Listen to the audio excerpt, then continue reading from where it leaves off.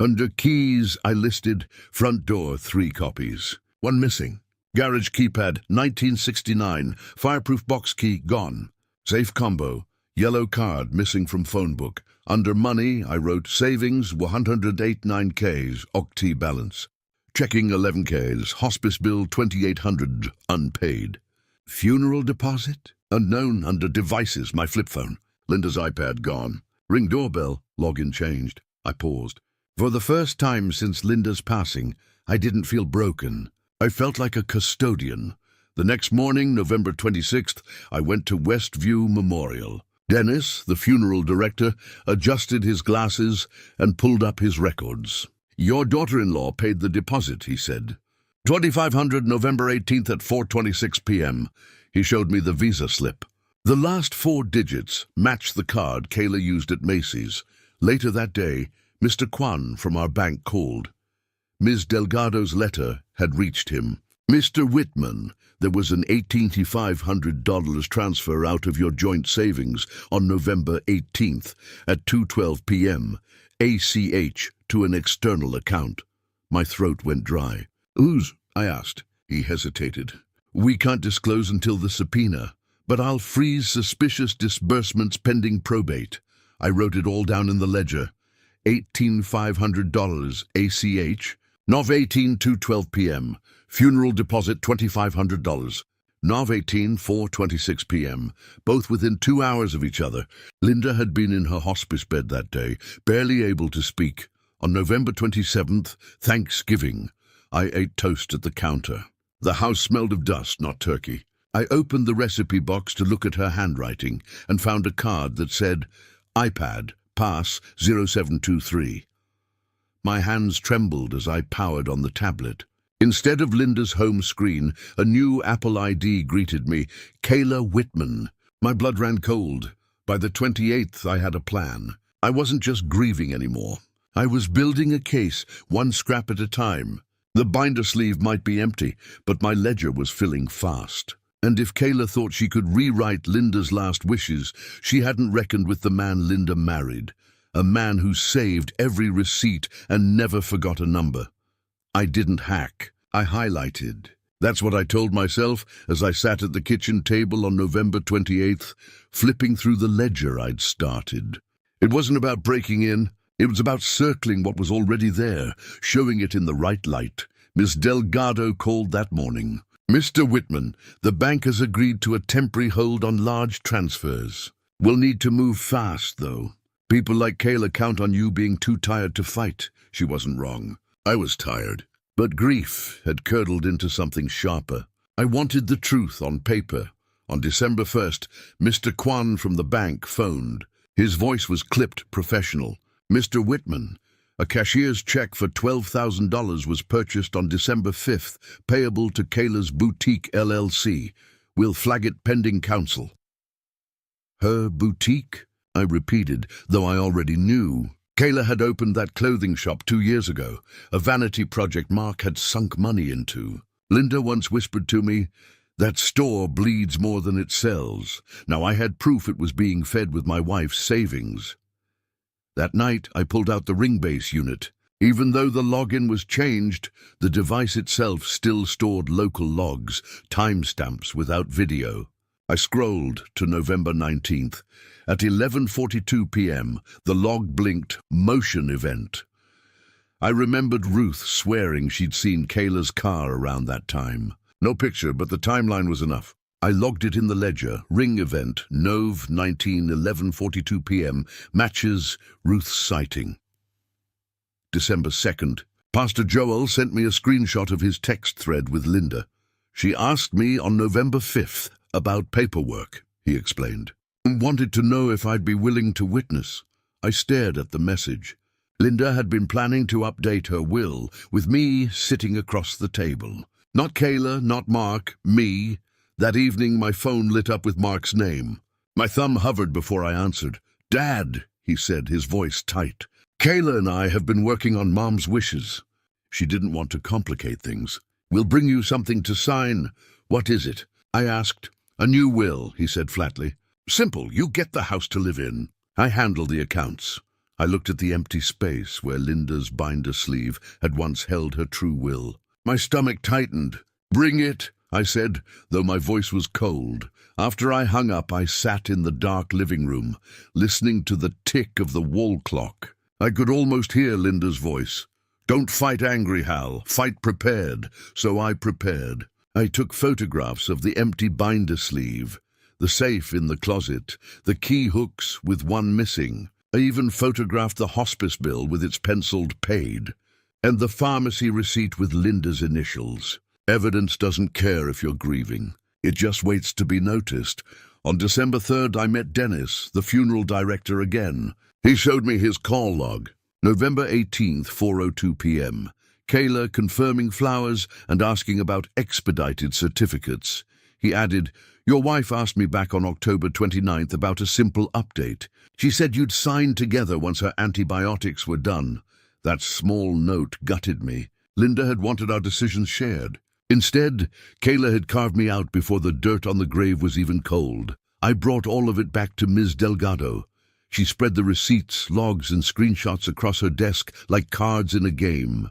"They're going to hand you a document, Mr. Whitman," she said, "dated the night before Linda died. That's how these things go. But we'll be ready. Witnesses, notary, timeline, all of it can be challenged. You keep collecting. Every detail matters." I left her office steadier than I'd felt in weeks. The grief hadn't gone. It never would.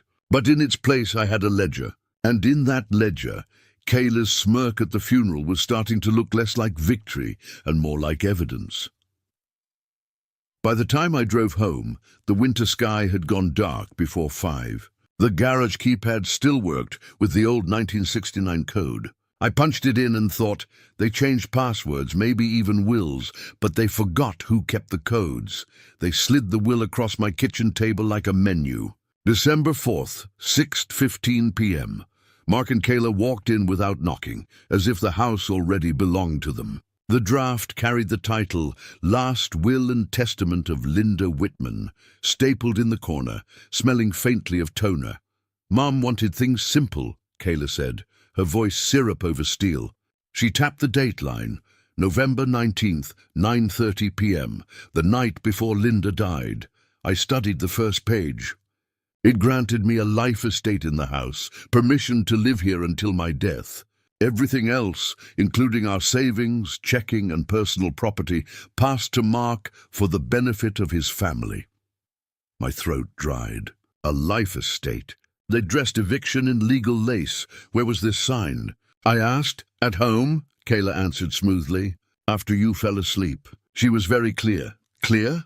That night I'd sat awake, watching the hospice nurse adjust Linda's oxygen at 9:45 p.m. I remembered the sound of the machine humming, the way Linda whispered my name through the mask. She hadn't left her bed. I ran my fingers along the edge of the paper, noticing what wasn't there. Linda's hands always left smudges of lotion or flour on documents she touched. This will was crisp, untouched by life. The witnesses were listed as T. Harris and B. Cole, names I didn't know. The notary stamp read, "City Notary Services." My pen tapped against the date. "Dad," Mark said, almost pleading, "this is what she wanted." "Let's not drag it out," Kayla leaned forward, voice dropping. "All you have to do is accept it. We'll handle everything." I folded the pages back together without a word. My tea sat untouched, steam curling upward like smoke from a fire about to spread. "Thank you for bringing this," I said evenly. "I'll look it over." They left with forced smiles, as if the sale had been made. The moment the door shut, I slid the will into a plastic sleeve and placed it in the ledger binder under a new tab. Contested.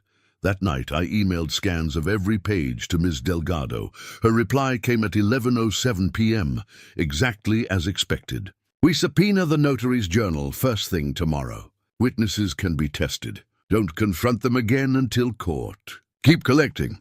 December 5th, the very next morning, Mr. Kwan emailed Ms. Delgado a copy of the $12,000 cashier's check issued to Kayla's boutique. Same date, same handwriting on the bank slip.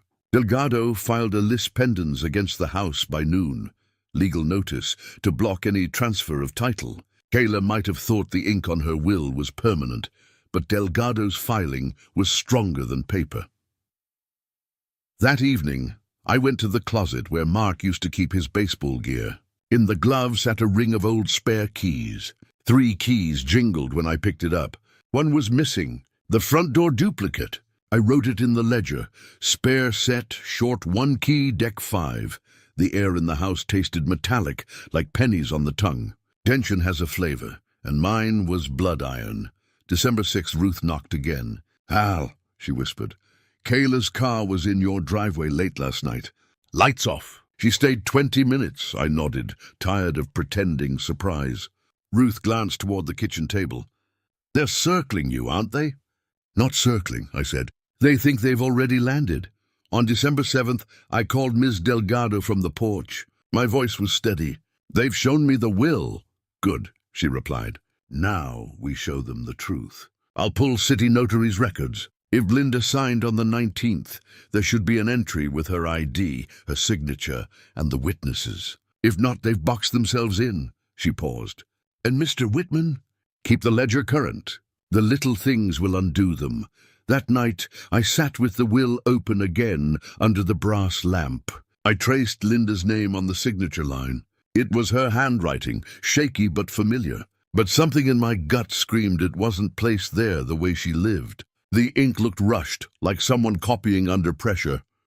They lowered my wife into the ground at 10:17 a.m., and by noon, my daughter-in-law leaned in with a smile that didn't reach her eyes and said, "No need to come tomorrow. We already buried what mattered."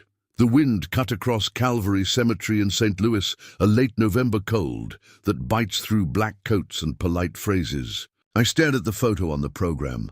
Linda at 32, hair like spilled honey, holding a pie on our first Thanksgiving. And I understood the line wasn't about grief. It was about the house. Before we continue, please subscribe to the channel and tell us where you're listening from. The pastor's amen was still hanging when Kayla pulled Mark away toward the parking lot, her heels clicking on wet stone as if she were late to a sale. I folded the program into my coat pocket and felt something else crumpled there. The hospice bill I'd stuffed away that morning, $2,800, penciled with Linda's question from a week earlier, paid. We were the kind of couple who wrote answers in the margins, not under the table. At home, the house breathed that quiet a place takes on when the one who made it home is gone. The oven timer dinged because I'd brushed against the knob. I shut it off and set the bill on the counter beside Linda's pharmacy receipt from November 3rd.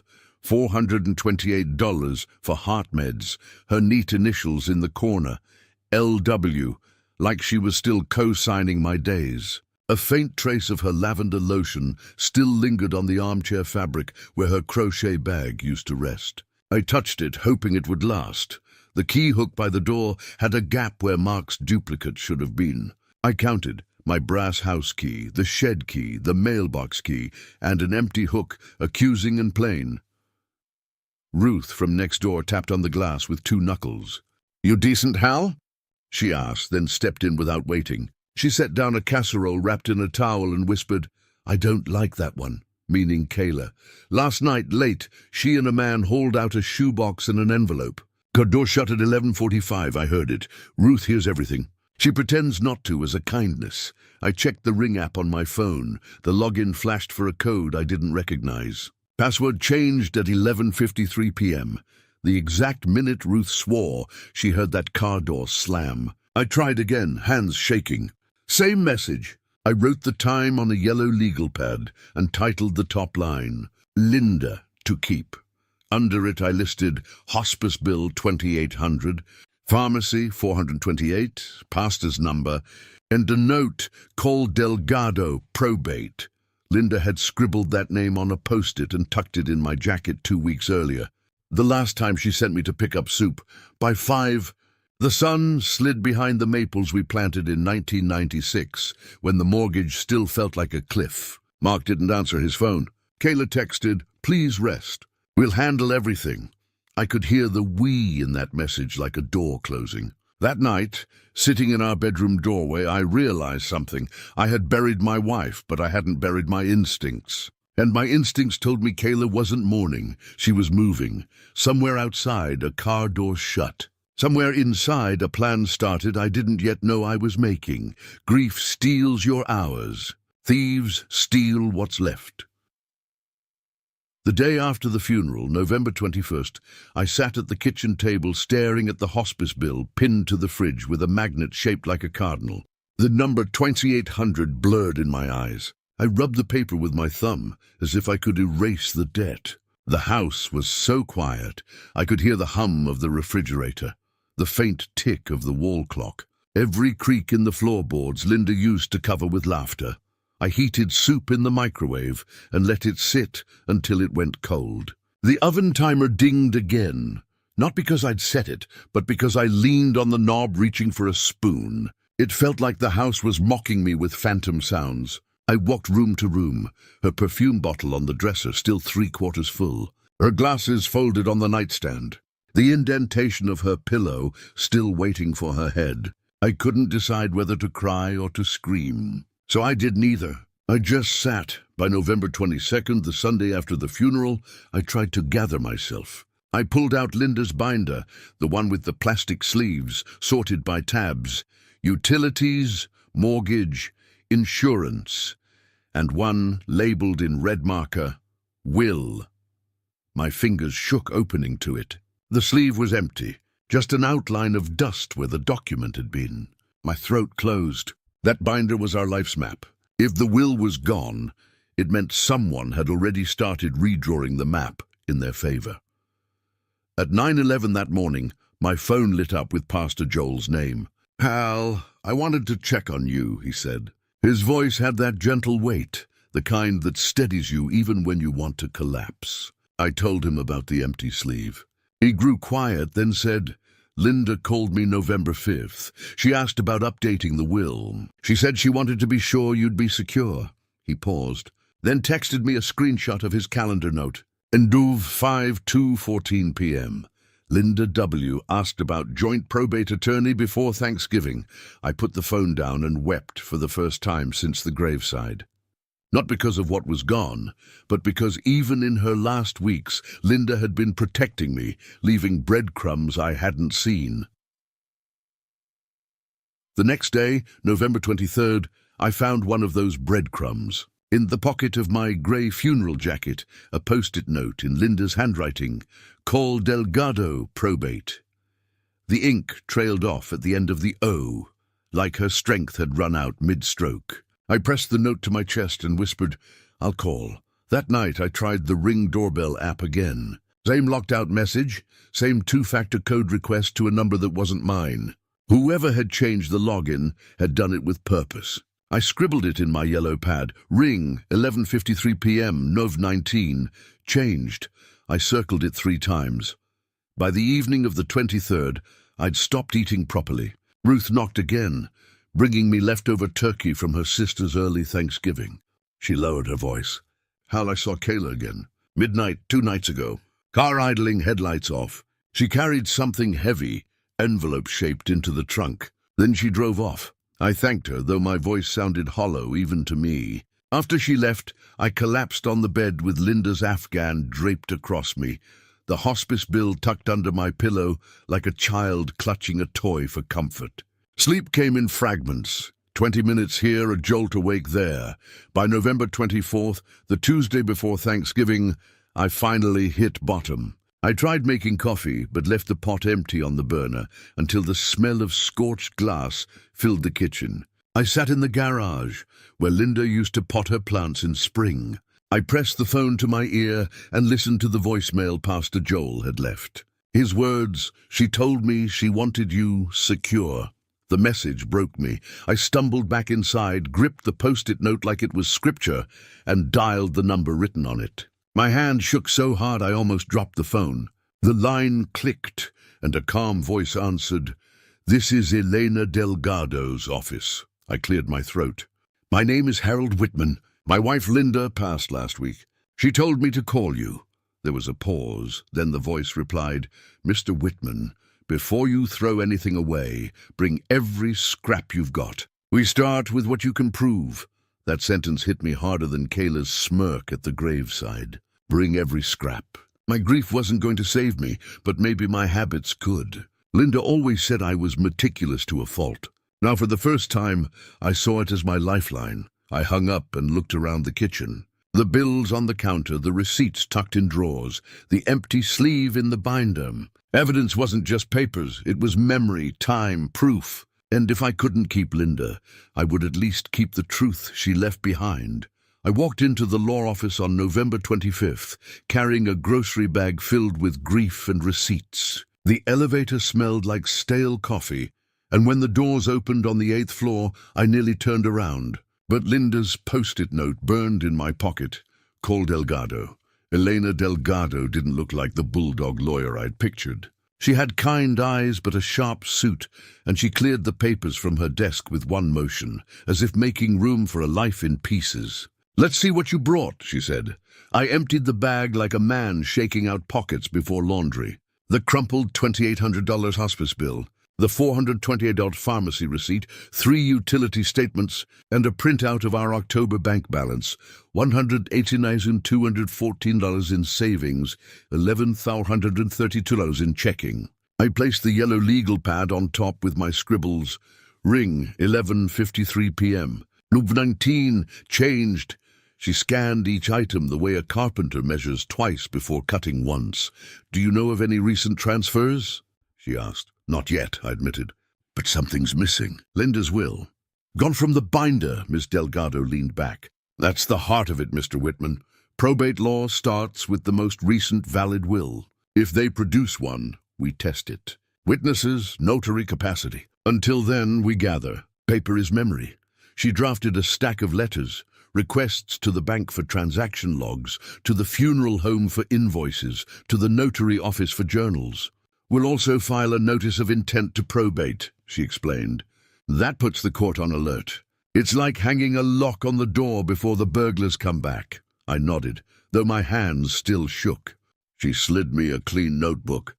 "Start a ledger. Track everything, keys, locks, dates, devices. Who has what? You'll need continuity, not just suspicion."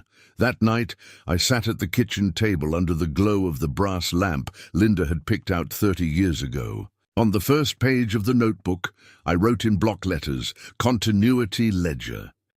I closed the binder and whispered into the silence, "Linda, if this is the fight you left me, I'll finish it." The notary remembered the perfume, not the patient. That's how I knew we had them. December 8th, Ms. Delgado and I walked into City Notary Services on Olive Street. The place smelled like toner and lemon cleaner, with a fake plant drooping in the corner. A woman named Ms. Briggs pulled a leather-bound journal from a drawer. "You're here about the Whitman file?" she asked, already nervous. She flipped to November 19th, 9:27 p.m. There it was, Linda Whitman, listed as signer. ID type, Missouri driver's license. Witnesses, T. Harris and B. Cole. Fee paid $15. I leaned closer. Linda hadn't left her bed that night. She hadn't been strong enough to sit in a chair, let alone drive across town to sign papers. Ms. Delgado asked, "Do you remember meeting Mrs. Whitman?" Ms. Briggs hesitated. "It was quick. Pretty woman led the group. Husband was quiet." Pretty woman, husband. She wasn't describing Linda and me. She was describing Kayla and Mark. "Did you actually speak to Mrs. Whitman?" Delgado pressed. "Well, not directly. They said she was recovering in the car." I didn't want to intrude. My hands curled into fists. Linda was never in that car. She was in our bedroom, gasping for air, with me counting each breath. "Do you remember anything else?" Delgado asked. Miss Briggs brightened, as if trying to recall a detail to prove she wasn't careless. She smelled floral. Strong perfume. I noticed it. Floral perfume. Linda hadn't worn perfume in months. Chemo had made her skin raw. She used unscented lotion only. We requested the office's security camera stills, but the system auto-overwrote every 14 days. Gone. What we did get was the payment slip, Visa ending in 7712. Delgado circled it with her pen. "That card matches Kayla's funeral deposit," she said quietly. The dominoes started to tip. That afternoon, I stopped by Westview Memorial again. Dennis, the funeral director, pulled up his call log. November 18th, 4:02 p.m. Kayla confirming flowers, asking about expedited certificates. He shook his head. Your wife spoke to me on October 29th about updating her will. She said she wanted both of you to sign after her antibiotics. She was so clear. His record was dated, signed, and stamped with the funeral home letterhead. I tucked it into the ledger under witness statements. On December 10th, Delgado called a private investigator she trusted. By the 12th, he had filed an affidavit with photos.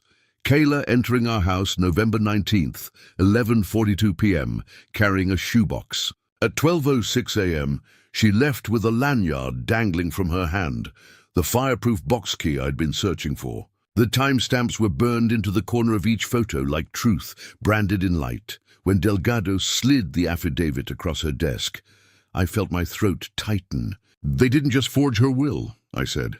They stole the key to the very box where the real one should have been, she nodded. Which means they had opportunity, motive, and cover-up. This isn't probate anymore. This is fraud. I walked out of her office with the PI affidavit tucked in my coat. The city air was sharp, full of exhaust and cold. My hands shook, not from grief this time, but from fury finding direction. That night, Ruth came over with 2 mugs of tea. She sat at the table and said, "Hal, you're looking different, stronger." I smiled, though it didn't reach my eyes. Because now it's not just suspicion. It's proof. On December 13th, Delgado filed the petition to contest the November 19th will. The court set a hearing for January 14th, 32 days away. Long enough for Kayla to think she'd won. Short enough for me to keep the fire burning. I updated the ledger that night. November 19, 9:27 p.m. Notary journal entry. No Linda present. Perfume detail wrong. Good Kayla's Denov 19, 11:42 p.m. PI affidavit. Kayla enters house, leaves with fireproof box key. Oct 29. Dennis confirms Linda wanted joint signature. I closed the book, and for the first time since the funeral, I felt like Linda was sitting beside me. I could almost hear her whisper, "You're not crazy, Hal. You're careful. Keep going." The forgery wasn't just shaky, it was collapsing. And by the time the judge heard it, the weight of every receipt, every log, every affidavit would crush Kayla's pretty story flat. Under oath lies way more. That's what I told myself as I sat in the oak-paneled probate courtroom on January 14th, St. Louis, Division 3. The air smelled of dust and disinfectant, with the faint echo of heels on tile. My wife's photo was folded in my jacket pocket, a silent witness no one could cross-examine. Kayla walked in wearing a cream suit, chin high, the way someone enters a boutique opening. Mark followed behind, looking more like a boy dragged to the principal's office than a man facing probate. Ms. Delgado adjusted her glasses and whispered to me, "Breathe steady. Truth does the heavy lifting today." The judge, a tall man with silver hair, called the case. Matter of the estate of Linda Whitman. Contest to the November 19th will. His voice was even, but my pulse thundered. Kayla's lawyer went first. He held up the stapled pages and declared, "This is the decedent's final will and testament, signed November 19th, properly notarized, witnessed, and executed.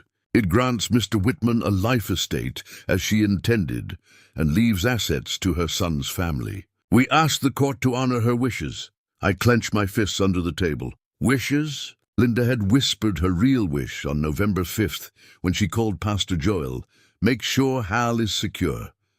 When it was our turn, Ms. Delgado rose with calm precision.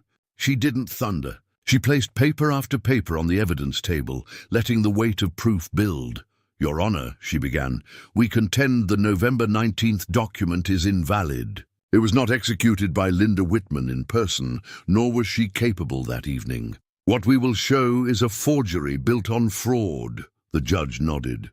"Proceed." First came Dennis, the funeral director. He adjusted his tie nervously. "Mrs. Whitman asked me on October 29th about updating her will. She said she wanted to sign together with her husband after finishing antibiotics." He held up his call log, neat and dated. "On November 18th, I spoke with Kayla, not Linda, about expedited certificates. Next was Pastor Joel. He read aloud the November 5th text Linda had sent him.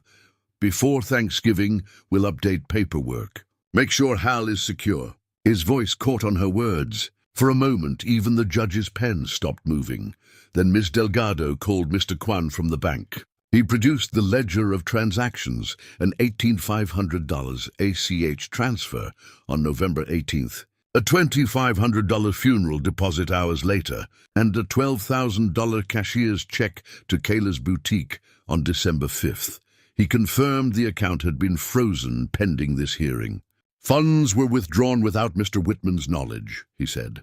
The timing correlates directly with these contested events. Kayla shifted in her seat, whispering furiously to her lawyer.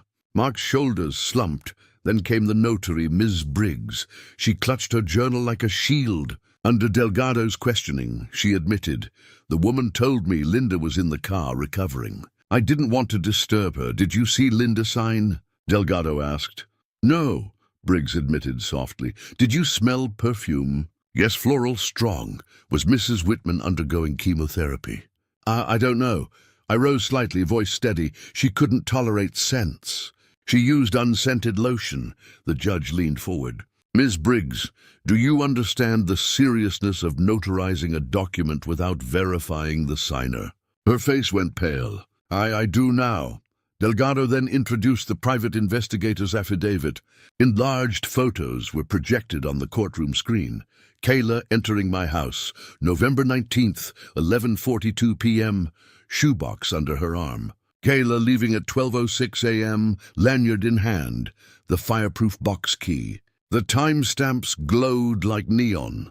Gasps rippled through the room. Even the bailiff leaned forward. Kayla's lawyer objected, calling it circumstantial. The judge overruled. The affidavit and photos are admitted. Finally, Delgado turned to me. "Mr. Whitman, what do you recall on the evening of November 19th? I swallowed hard. My wife was in her hospice bed. At 9:45 p.m., the nurse adjusted her oxygen. I held Linda's hand. She whispered my name. She never left the house. She never signed anything that night," my voice cracked, but I didn't look away. I wanted Kayla to see the man she thought she could bury. Delgado closed her file. "Your Honor, the evidence speaks. The will, dated November 19th, is a forgery, unsupported by witnesses, contradicted by logs, and fatally tainted by fraud. The valid controlling will is from 2014, signed jointly by both spouses, witnessed, and kept on church record. She laid down a certified copy Pastor Joel had provided, stamped and notarized years earlier." The judge sat back, silent for a long moment. Then he spoke. "The November 19th document is hereby suspended, pending a final ruling. The 2014 will is recognized as controlling. Furthermore, the irregularities in the notarization are referred to the State Commission. The bank is ordered to maintain holds on contested transfers. Court is adjourned." The gavel cracked, and the sound rang through me like thunder. Outside the courtroom, Kayla hissed, "You think this is over?" Her nails dug into Mark's arm. I faced her squarely. "No," I said. "It's being recorded." She paled, realizing the transcript of her downfall was now part of the public record. As Mark turned away, his shoulders bent. I felt no triumph, just a deep, steady relief. The fight wasn't about revenge anymore. It was about Linda's truth. And now it was written, where no one could erase it. Justice doesn't come with fanfare. It comes with the sound of paper sliding across wood. I opened it slowly, black ink on white paper. The will of 2014 is recognized as controlling. Assets to surviving spouse. Accounts preserved in marital trust. Son to inherit only upon spouse's passing. It was as if Linda herself had spoken again, steadying me through the page. The order also referred the notary's conduct to the State Commission. Delgado explained, "Ms. Briggs will likely lose her commission. Kayla's lawyer has already signaled retreat. The bank will process reversals this week." Sure enough, the next day, Mr. Kwan called. "Mr. Whitman, the $12,000 cashier's check to Kayla's boutique has been reversed. Funds will reappear in your account within 3 days." His tone softened. "The $18,500 transfer is being clawed back through a repayment plan. We've placed a fraud alert on all related accounts. I wrote the numbers into my ledger. $12,000, $1,800, pending, balance restored. On January 22nd, Dennis from the funeral home mailed me a final invoice with a red stamp, paid in full. The $2,800 hospice bill I'd kept under a fridge magnet was marked zero balance too, covered by the estate once the accounts reopened. I framed the stamped copy above the kitchen desk, not as triumph, but as proof that Linda's debts had been honored her way. Kayla didn't come by again. Instead, I saw the signs on her boutique window when I drove past. Everything must go. Racks of unsold clothes stood like skeletons under fluorescent light. Ruth told me she'd overheard Kayla snapping at, "Mark in the driveway? We could have had it all if your father had just rolled over." That night, Mark sent me a text. "Dad, I'm sorry. I don't know how it got this far. I stared at it for a long time before replying. Linda left us honesty. That's all I ever wanted back." On January 24th, Delgado closed the file. She handed me a bound packet, thicker than a Bible, containing every affidavit, receipt, and court order. "Keep this safe," she said. "If they ever try again, you won't need to fight from scratch." I slid the packet into my fireproof box, the same box Kayla had stolen a key for, now with a brand new lock and key. As it clicked shut, I felt something loosen in my chest.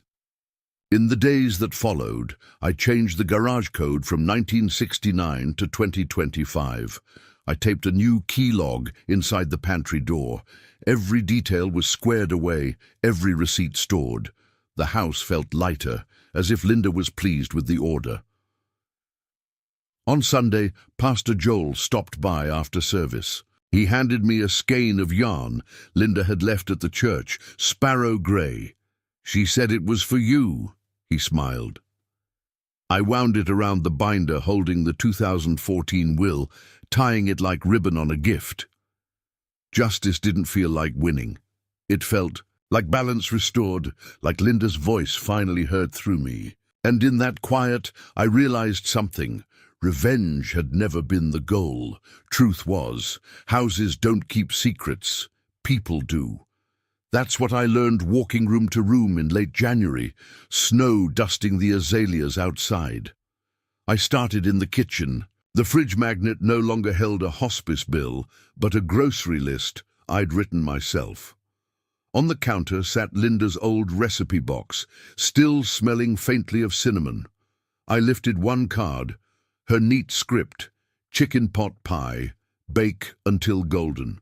Underneath, the smaller card with the iPad passcode. I smiled bitterly. Even in death, she'd been leaving me instructions. The living room still carried her presence. The armchair with its faded cushion, the crochet hook tucked in the side pocket. A faint trace of lavender lotion clung to the fabric. I breathed it in, realizing memory has a scent as much as a sound. On January 27th, I invited Mark to meet me. No lawyers. Just us. 6 p.m. at the kitchen table where he'd once done math homework while Linda baked pies. I set out 2 mugs, one with a tea bag, one empty. He arrived late, shoulders hunched. He sat staring at the wood grain of the table. "Dad, I don't know what to say." "You could start with why," I answered. His voice cracked. "Kayla, she said it was for us, that Mom wanted her grandkids secure. I thought if I didn't go along, I'd lose her." I slid the ledger across the table. The pages were filled with dates, receipts, and notes in my careful block letters. "You didn't just almost lose me, Mark. You almost lost her memory. This isn't about money, it's about honesty." He turned the pages slowly, stopping at the entry where I'd logged the Ring doorbell motion. His eyes filled. "I didn't know she went that far," he whispered. I pushed a photocopy of the 2014 will toward him. "This is what your mother wanted, not just for me, for you too. But it wasn't meant to be stolen early. It was meant to wait." He dropped his head into his hands. For a moment, I saw not the man who betrayed me, but the boy who once built a birdhouse with me in this very kitchen. We sat in silence until the oven timer dinged. I'd forgotten I'd put bread in. The sound made us both laugh, sharp and awkward, but real. "Dad," he said finally, "can I come back? Not for money, for dinner." I studied him, weighing the damage. "The locks changed to keep us honest, not apart," I said. "You're still my son. Dinner's waiting." That night, after he left, I walked the house again. I touched the paint Linda had chosen, sparrow grey on the walls. I charged her iPad on the counter. On the screen, I found a photo she'd taken weeks before she passed, a close-up of the recipe card with the passcode. It was as if she'd known I'd need reminding. Grief doesn't vanish when justice arrives, but it changes shape.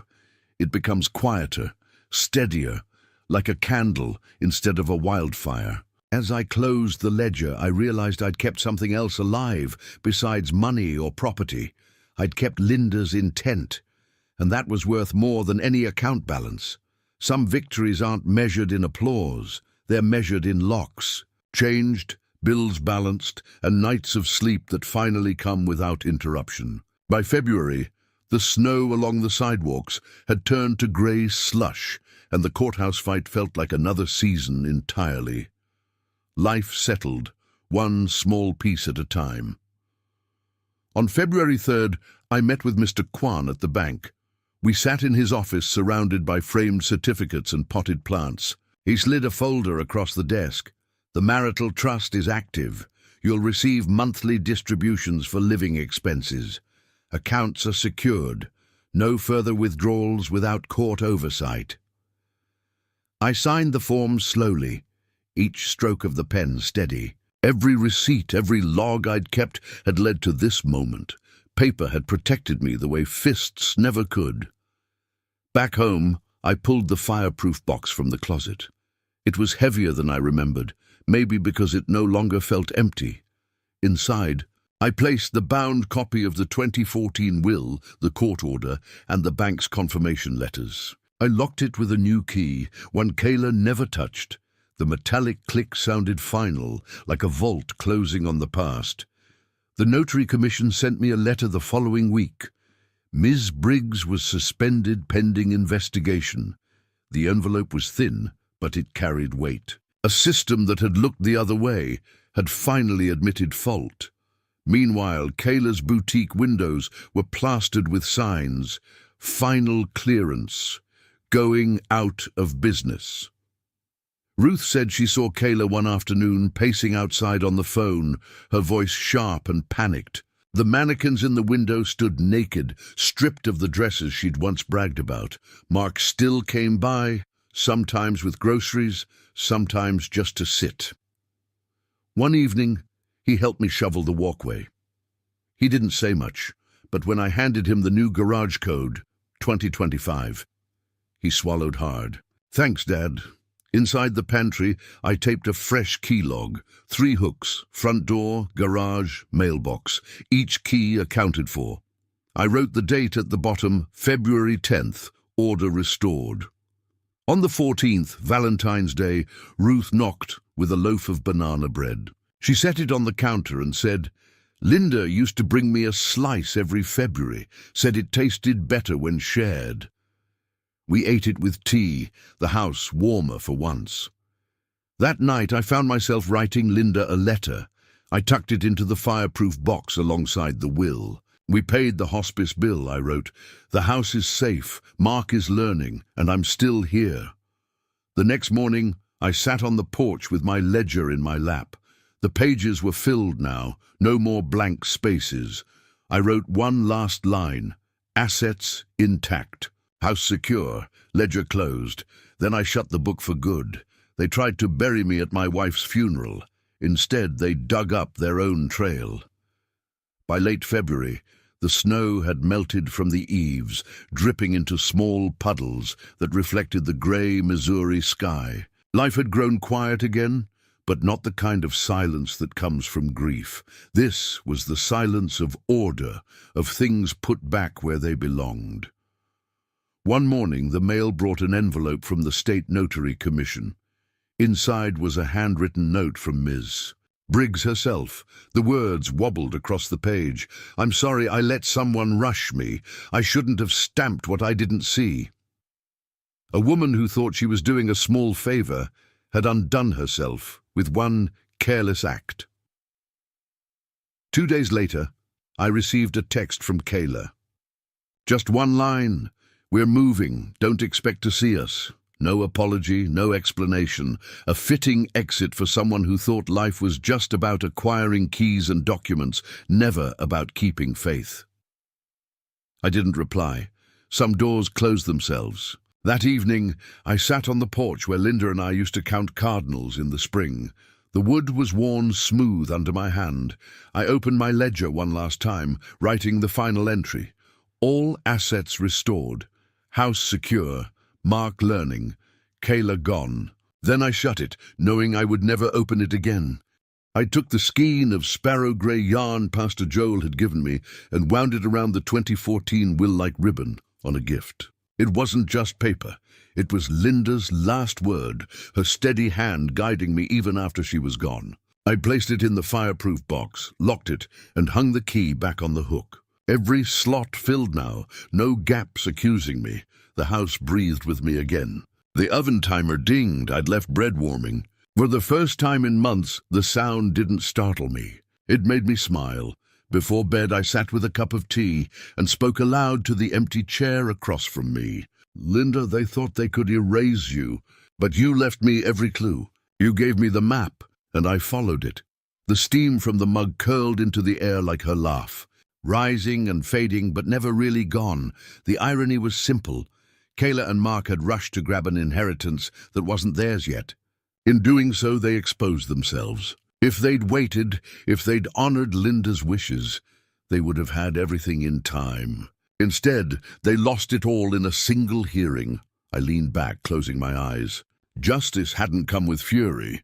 It had come with paper, ink, and patience. And when I finally wrote the last line in my journal that night, I knew it was true.